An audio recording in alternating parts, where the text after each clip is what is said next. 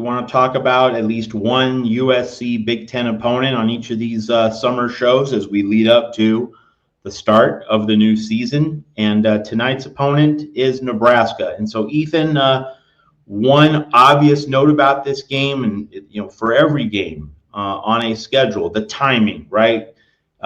You look at college football history and the larger trajectory of the sport and its tally of national championships and the legacy of coaches would be different if certain matchups were played at different times in the season compared to what they actually were. The classic example, Miami, Florida State. That game was usually played early.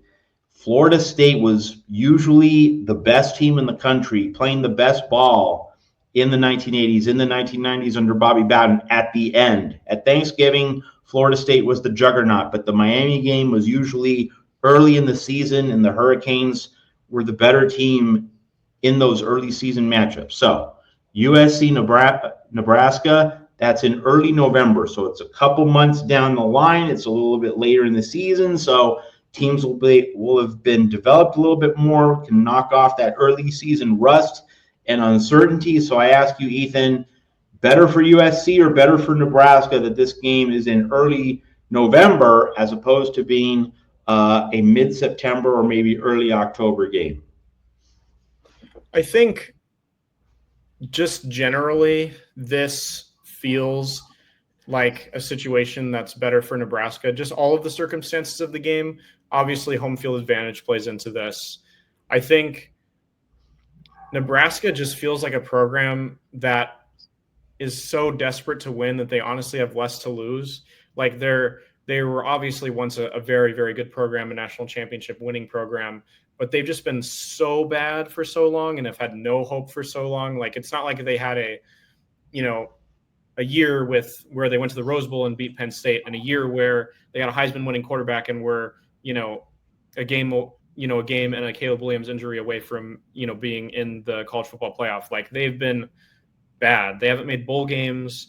Last year, just squeaking into a bowl game was like Nebraska fans everywhere celebrated. I know because I'm related to a lot of them, but so I just think they're at home. They're going to have 80,000 strong. Like you said, it's November, so it's going to be a little bit colder than if it was in September. USC hasn't done well in Big Ten road games at all. They haven't won one yet. They've only won the neutral, I don't count UCLA because they've been playing that game in the Pac-12 for decades and decades and decades. So, a true Big Ten road game they have not won. So I just think even if Nebraska's season is completely off the rails, they're not the team where that morale is really going to snowball them. Like I said, they're gonna have their fans in. Beating USC still means something to them. They lost to us last year, so they're going to be looking for revenge. I think USC also, it's the clearest spot on the schedule where they could be coming off a rough patch. Coming off of the Notre Dame game, which is the opponent that was the best team last year, all things considered. Oregon was also very good. They come up a couple weeks after that, but Notre Dame was in the national championship in the national championship finals and ended up being the runner-up there. So I just think, and especially USC just has struggled so much against Notre Dame in recent years. And that being a rivalry game, if it's a loss, it's really demoralizing. And they also play Michigan even before that. It's USC has struggled so much the past couple of years with really backsliding when things start to go bad. They've had a lot of early season winning streaks, and then they hit a game where, things go poorly and then they really backslide. So I just think that USC is going to have a lot more pressure on it regardless of how their season's going. If it's going bad compared to that point, people are going to be panicking about the backslide happening again. If it's good, it's a potential trap game. Nebraska is just a program that if they're great, they still can lose that game. If they come into that game with a significant winning record, they've won 5 or 6 games already, they can lose that game and nobody in Lincoln's going to panic. And they, if they're having a losing season, they're going to play with that nothing to lose mentality because, it's just another losing season in Lincoln. So I just don't see Nebraska being in any kind of position, unless they're like undefeated and like the number one team in the country, which is not going to be them. But, on the crazy chance that it is, I just don't see any situation where there's more pressure on Nebraska than on USC. All right. The other big question for the USC Nebraska game, and of course, when we get into the heart of the season, we get into late October and game week, we'll be able to dive into this matchup on a deeper level. But, a couple months out here in July, the other obvious question we have to ask and explore, Ethan, is Dylan Raiola, right? That, so much fanfare, so much hype, and he's, the son of a famous Nebraska Cornhusker player, and it just didn't come together. But he gets Dana Holgerson, and it's really interesting that USC Nebraska game last season, it was Jaden Mayaba's USC debut as a starter, but also Dana Holgerson was on that Nebraska sideline for that game. So like these teams and the principal players, the principal figures in the game, like they were beginning to learn how to do their jobs against each other, and so that's going to inform this upcoming matchup. But so Dana Holgerson wasn't a great head coach at West Virginia, had his moments, but he sure knows his way around a chalkboard on offense, and so he's being looked to as the guy who's going to make everything work for Dylan Raiola. But sometimes you can have all the coaching you want, player still has to do it. So is Dylan Raiola, do you think, going to be that player who rises to the challenge? And assuming he does, that makes that USC game even tougher for the Trojans this coming season. I think Dylan Raiola is an exciting player. I've watched more Dylan Raiola probably than most USC fans, just because, like I mentioned, I have some uncles who are Nebraska fans. So I was around some of the Nebraska games that were on. I remember specifically the Illinois-Nebraska game, which turned out to be Nebraska's first loss early in the season, but was really close. It could have gone either way, to be honest with you. And he's an exciting player. I mean, he is not just a guy who was hyped up out of high school and then came into college and kind of threw up a goose egg. Like he made some exciting plays. He played well. He showed flashes. He was obviously raw. The Nebraska offense is obviously starting from the bottom. They're really, it's very famous how bad the Nebraska program has been, how they got worse under Scott Frost, all that. They're really just, Matt Rule is really just having to build it from the ground up here. That's why last season was considered a success, even though they barely made a bowl game. So I think he will develop. I think he will be exciting. I think he'll be a top draft prospect. How productive he'll be in college remains to be seen. I think he's going to be a top draft prospect regardless, just because of his physical traits, because of his natural talent. I mean, we've seen in recent years, like guys like Trey Lance and Anthony Richardson and stuff go so early by really not accomplishing much in college at all. Obviously to varying degrees of success in the NFL. So maybe the culture is going to change there a little bit. But I just think that he's got the talent. He's going to continue to be a hyped up guy. They really prioritized getting some transfers in the room on offense. I think a lot of their projected top wide receivers are all transfers, including Zane Key out of Kentucky, who's supposed to be their number one wide receiver this year. So, with the kind of resources and the kind of momentum that Nebraska has, which is admittedly not a lot, they're not going to get Boobie Feaster to go out to Nebraska. They're not going to get Jeremiah Smith to transfer to Nebraska. It's not 1990. It's not 1980. But they're still investing a lot in Raiola. They're trying to build around him. And he did show flashes. I think he has what it takes.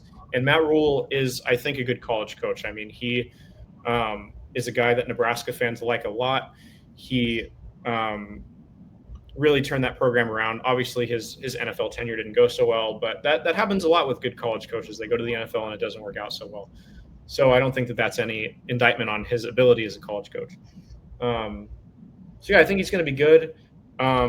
Will he be good enough to kind of carry Nebraska to a win this year against USC? I don't know. I don't think so. But I do think he is guy who will be a top 2 or 3 quarterback in the conference eventually. And he's a guy who teams are, are already, trying to do their homework on, because he's a force to be reckoned with, and he can make those big plays. Well, I mean, you made headlines with that one. We should ship this off to the Nebraska fans. If he's a top 3 quarterback in the Big Ten, not like now, that. Eventually. Well, I mean, so this year, or we're talking like just a longer developmental arc, and maybe next year he'll get to that point. I could see him being in that conversation, middle to end of next year. So not this year. This year, no.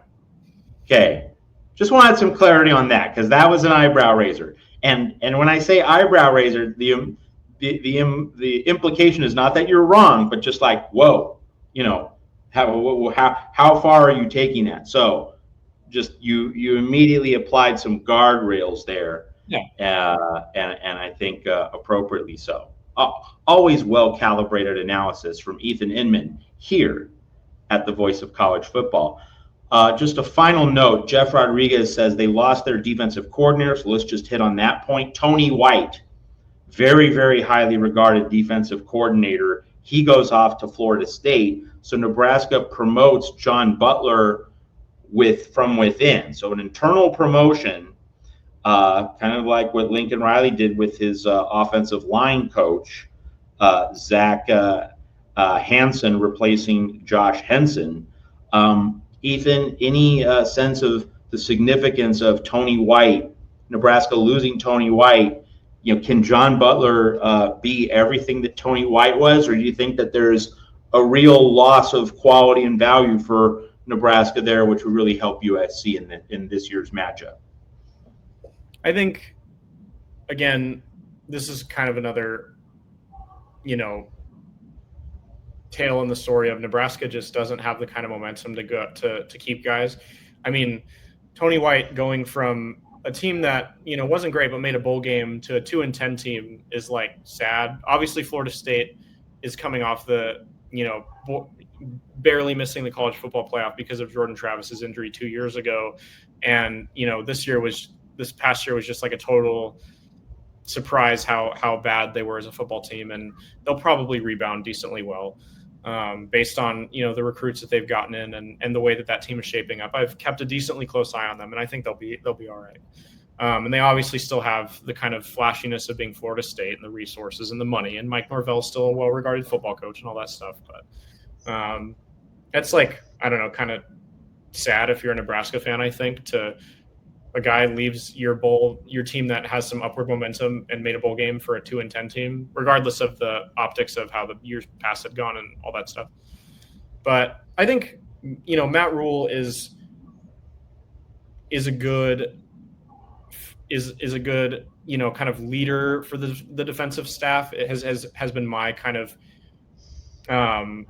take on him so far in his Nebraska role. I think that his promotion of a guy internally says, again, a little bit about Nebraska's resources, but also a little bit about, him being confident in how he's working with his staff and, kind of the system that he's put in place there as the guy at the top as well.